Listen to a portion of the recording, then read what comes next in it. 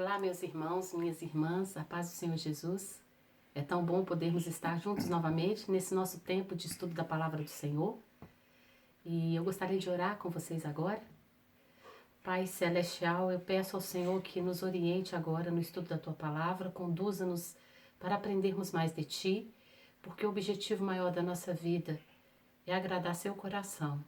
No nome do Seu Filho amado Jesus, eu te peço e te agradeço. Amém.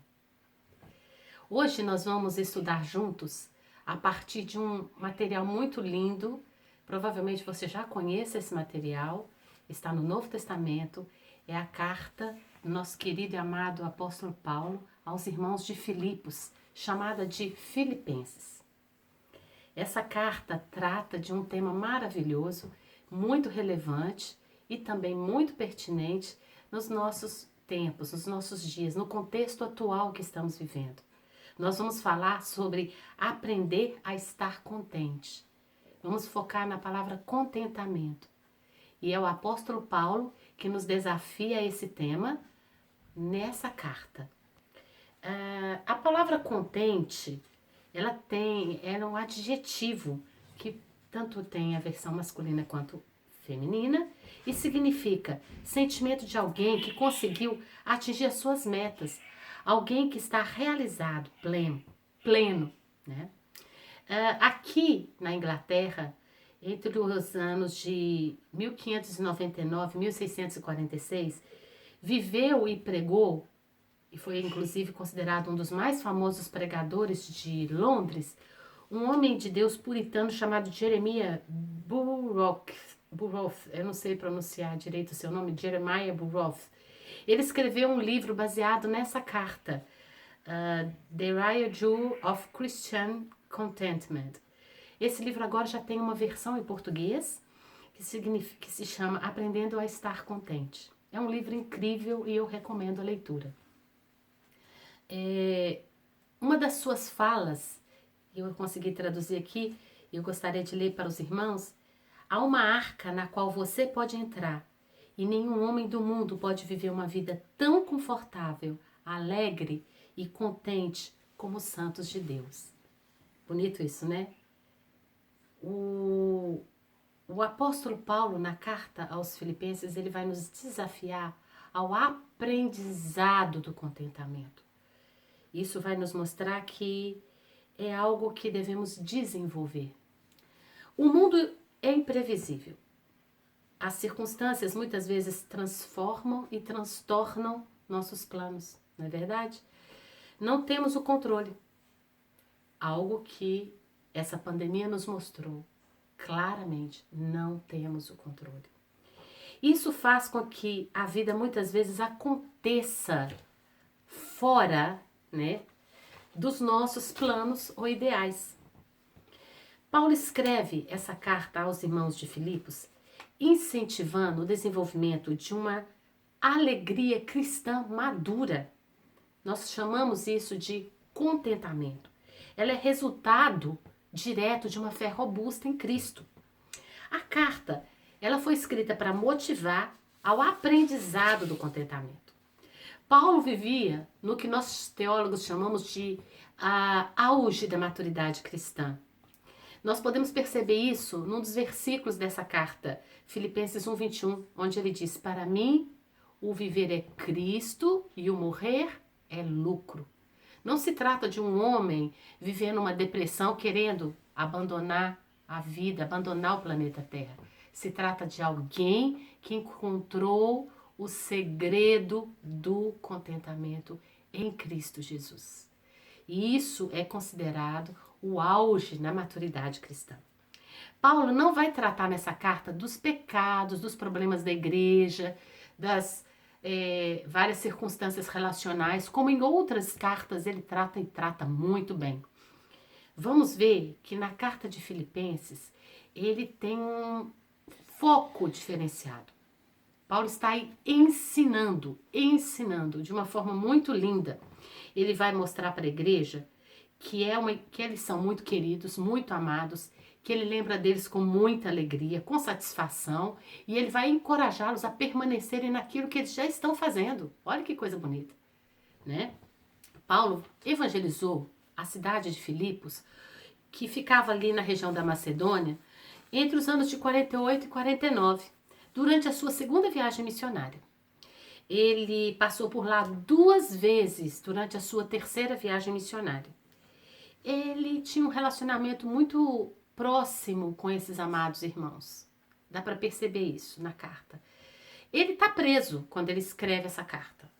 Isso é uma das suas cartas da prisão. Isso é um senso comum entre os teólogos, entre os estudiosos das escrituras. Agora, o que nós não temos como afirmar é em qual lugar ele está preso. Para alguns cristãos, ele está em Roma. Para outros estudiosos cristãos, é bem possível que ele esteja em Éfeso, porque ele esteve preso em Éfeso por mais de 2 anos e nós não temos muito detalhamento do que aconteceu com ele nesse período. Alguns acreditam, inclusive, que ele poderia estar na Cesareia. Não sabemos, então, a localização geográfica específica do nosso amado Paulo quando ele escreveu essa carta. Sabemos, sim, que é no momento de prisão. Voltando ao tema, aprendendo a estar contente tem a ver com uma profunda satisfação interior. Não é um estado passivo e tampouco uma euforia. A satisfação interior, o contentamento, é algo a ser aprendido, desenvolvido, praticado. É mais profundo que a felicidade. Em inglês, a palavra felicidade, ela é traduzida, né? Nós conhecemos a palavra happiness. E tem a ver com happen, tem a ver com aquilo que acontece.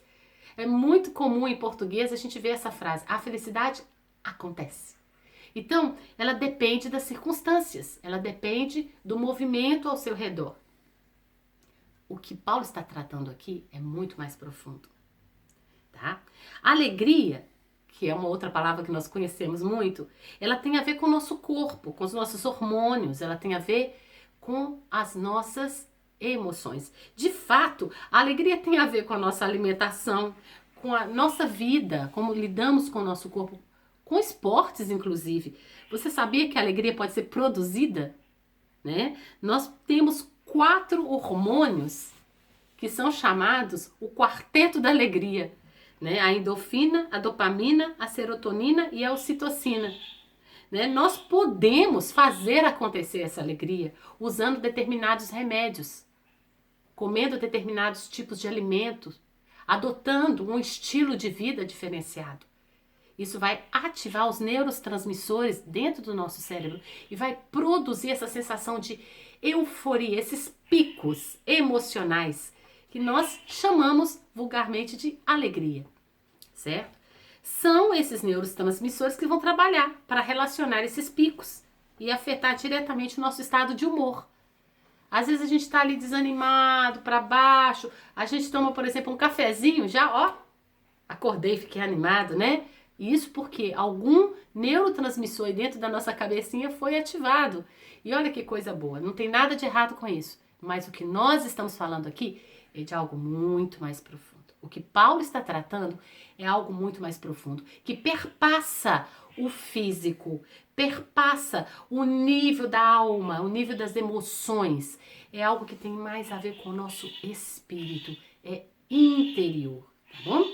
O que Paulo está falando aqui é de um estado, de uma realidade espiritual. É um outro patamar. Só pode cantar antes de ir para a cruz quem sabe esse segredo. Sabemos que Jesus cantou antes de ir para o Getsemane. E ele é nosso maior modelo, ele é o nosso padrão. Ele de fato é, e foi tão bem cantado sobre isso, a alegria dos homens. Ele é o nosso modelo a ser seguido. De alguém que aprendeu a viver aqui na terra de tal forma que ele poderia e pode até hoje oferecer vida e vida abundante para todos aqueles que o seguem e o recebem como Senhor e Salvador. Essa é a proposta dele para cada um de nós. E louvado seja o seu nome por isso, porque nós ainda hoje podemos. Se você está aí assistindo e ainda não tem uma vida de relacionamento pessoal com Jesus, eu te convido a fazer isso a partir de agora. Convide-o para ser o seu Senhor e Salvador. Convide-o para entrar no seu coração. Comece a se relacionar diretamente com Ele e você vai descobrir o segredo do verdadeiro contentamento, independente das circunstâncias. Bom, voltando para Filipenses, e eu gostaria de contar aqui uma historinha que eu li numa revista e eu achei muito interessante, quando a gente fala dessa questão de ser de dentro para fora, do interior, né? Do âmago do nosso ser.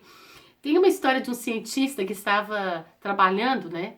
E o seu filho estava com ele. Não tinha babá, não tinha ninguém para cuidar da criança. A criança estava ali atrapalhando ele de se concentrar. Então, o que ele fez? Ele pegou uma revista e ele viu que de um lado tinha um mapa do mundo, certo?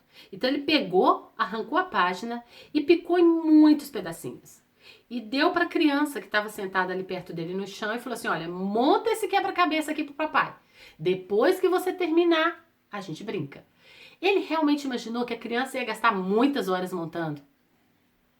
Mas ele foi surpreendido porque o menino montou assim, muito rápido. E aí ele olhou e falou, puxa, você já passou durex, você montou tudo, você conseguiu fazer tão rapidinho. Como foi que você conseguiu?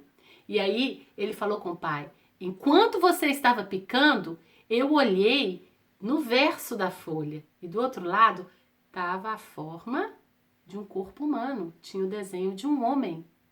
Então o que eu fiz? Eu montei o homem. Quando eu consertei o homem, o mundo ficou certo. Bonito isso, né? E tem um sentido para nós. O Senhor quer nos mudar de dentro para fora. Quando nós começamos de fato a desenvolver um relacionamento real com Jesus, o nosso redor, o nosso ambiente, environment, o nosso meio é afetado. Não depende diretamente do que nos acontece. Nós nos tornamos agentes da história. Nós nos tornamos, de fato, transformadores. Pessoas que foram transformadas e são convidadas pelo Senhor Jesus a transformarem pela vida, pela conduta, pela ética, pela moralidade. Mas acima de tudo e na frente de tudo, por um exemplo máximo do nosso Senhor e Jesus Salvador. Pelo amor, pelo exercício do amor. Amar a Deus sobre todas as coisas e ao próximo como a nós mesmos. Muitas pessoas vão encontrar esse contentamento no serviço. Quando começa a tirar o foco da sua própria miserabilidade e dedica-se a cuidar dos outros. Então, o serviço ao próximo pode ser, sim, uma grande fonte de contentamento. O amor, as boas obras e, por que não, o doar seu tempo e sua atenção. Através da oração, através das visitas, quando são possíveis, quando não são proibidas, né? Através desse contato social, às vezes por meio das redes sociais, onde você pode chegar até o outro com amor, com carinho, com uma palavra de motivação. Você pode ser um instrumento de Deus para despertar no outro o contentamento interior, né? Fica aqui a dica. Vamos continuar então, agora vamos ler esse texto tão maravilhoso que eu gostaria de focar conosco hoje. Filipenses 4, de 10 a 13. Diz assim a palavra do Senhor. Ora, muito me regozijei no Senhor por finalmente reviver a vossa lembrança de mim, pois já vos tinhais lembrado, mas não tinhais tido oportunidade. Não digo isso como por necessidade, porque já aprendi a contentar-me com o que tenho. Sei estar abatido, sei ter abundância. Em toda maneira e em todas as coisas estou instruído, tanto a ter fartura como a ter fome, tanto a ter abundância como a padecer necessidade. Posso todas as coisas naquele que me fortalece. Posso todas as coisas naquele que me fortalece. Forte isso, né? Às vezes as pessoas tiram esse verso do contexto e acabam trazendo uma declaração errônea sobre o sentido tão profundo dessa fala de Paulo. Paulo está dizendo, eu posso tudo naquele que me fortalece. Eu posso ter fome, eu posso ter abundância. Eu posso estar muito bem e eu posso padecer necessidade. Por quê? Por quê? Porque eu aprendi a arte, o segredo de estar contente em toda e qualquer situação. Uma vez fizeram uma enquete nos Estados Unidos para descobrir qual era o homem mais feliz da Terra. Passaram de casa em casa perguntando às pessoas e perguntavam, é claro, o porquê da decisão. Você escolhe tal pessoa, por quê? O que essa pessoa fez para mostrar que era a pessoa mais feliz da Terra? Pois bem, sabe quem ganhou a disparada na opinião dos americanos? O apóstolo Paulo. Sabe por quê? Porque Paulo fez essa declaração. Eu aprendi a estar contente em toda e qualquer situação. Mas espera aí, qual é o segredo de Paulo para conseguir estar contente em toda e qualquer situação? Qual é esse segredo? Paulo nos dá essa dica no começo da carta. Por isso é tão importante nós lermos todo o material. Não tirarmos apenas um verso, mas lermos todo o material para termos uma consciência mais plena da profundidade do texto. Vamos lá ler juntos em Filipenses, no capítulo 3, o versículo 13 e 14. No capítulo 3 de Filipenses, o versículo 13 e 14, esse é o segredo de Paulo. Olha que coisa mais linda. Irmãos, quanto a mim, não julgo que o haja alcançado, mas uma coisa faço, e é que, esquecendo-me das coisas que para trás ficam e avançando para as que estão diante de mim, prossigo para o alvo, pelo prêmio da soberana vocação de Deus em Cristo Jesus. Sabe? Paulo aprendeu a estar contente, porque Paulo aprendeu a esquecer o que precisava ser esquecido. Paulo aprendeu a estar contente, porque Paulo aprendeu a focar no dia de hoje. Paulo aprendeu a estar contente, porque Paulo entendeu que o futuro dele estava garantido nas mãos do Senhor. É o segredo de focar nas pequenas alegrias, nas pequenas coisas do dia a dia. Não buscar coisas muito grandes, elevadas demais. Só pode descansar no Senhor, de fato, quem aprende a, como uma criança, como o nosso querido salmista Davi fala, como uma criança desmamada nos braços da sua mãe. É assim que a minha alma está para contigo. Só consegue aprender a estar contente quem aprende a descansar nos braços do Senhor, sabendo que Ele tem a história nas suas mãos. Ele não perdeu o controle da história. Ele sabe o que está fazendo, ele sabe por que está fazendo e ele sabe para onde está nos conduzindo. Ele é o Senhor da história. Por isso, meu amado irmão, por isso, minha amada irmã, eu te convido nessa semana a focar nas pequenas alegrias, a focar nas coisas que o Senhor te dá todos os dias e a desenvolver a arte do contentamento.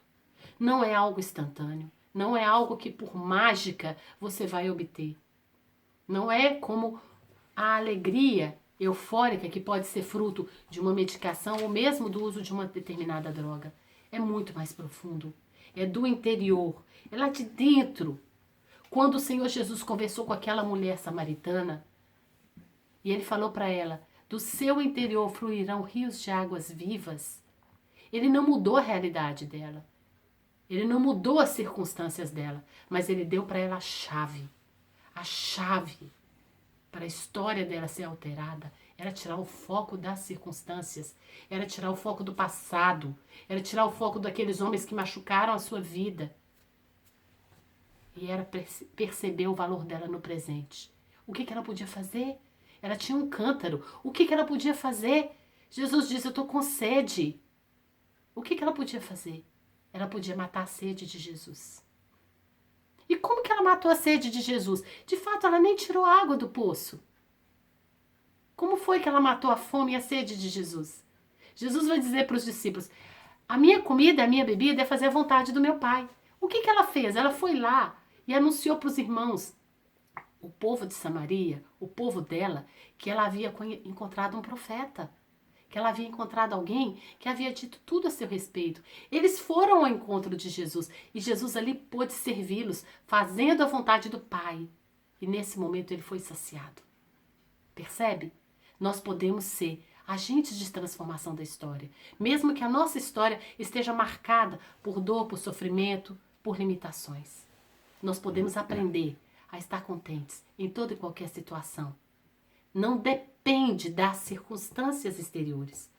Depende de nós, da nossa decisão interior de focar no Senhor Jesus e no que Ele tem para nós hoje, esquecendo das coisas que para trás ficam e prosseguindo para as que estão adiante de nós. Tem uma frase que eu gosto muito, é bem mineira, né? Quem gosta de passado é museu. Nós não vamos viver das coisas que passaram, como o nosso corpo não vive do alimento que já comemos há 1 ano, 2 anos atrás. Nós precisamos nos alimentar todos os dias, precisamos nos hidratar todos os dias. Assim o nosso espírito precisa ser fortalecido pela palavra do Senhor, fortalecido pela relação, pelo relacionamento com o Senhor Jesus. E é isso que eu gostaria de compartilhar então, nesse momento com os irmãos. E terminando, eu gostaria de orar com os irmãos, para que o Senhor nos ajude a vivermos a melhor semana da nossa vida, uma semana cheia de contentamento. Vamos juntos orar? Senhor Jesus, obrigada por esse dia, obrigada por essa semana e pelo privilégio que o Senhor nos dá de sermos seus filhos. Nós consagramos a Ti a nossa vida nessa semana, consagramos para sermos agentes de transformação, consagramos a Ti e Te pedimos ajuda-nos a focar, Pai, naquilo que o Senhor quer, a prestarmos atenção nos detalhes do nosso dia a dia, onde o Senhor quer nos usar para a sua honra e para a sua glória. Ajuda-nos a desenvolvermos a arte do contentamento, para a honra e glória do Teu nome. Cuide de cada um dos meus irmãos e irmãs, que possamos, ó Deus, como o apóstolo Paulo, aprender que em Ti podemos todas as coisas, podemos tudo naquele que nos fortalece. Que possamos, como o apóstolo Paulo, aprender a esquecer das coisas que para trás ficam e avançar para as que estão adiante de nós. Porque sabemos, Jesus, que o nosso futuro está garantido em Tuas mãos. Obrigada, louvado seja o Teu nome e que a Tua preciosa paz esteja com cada um de nós, para a glória do Teu nome, precioso Jesus. Amém. Um beijo no seu coração. Deus te abençoe.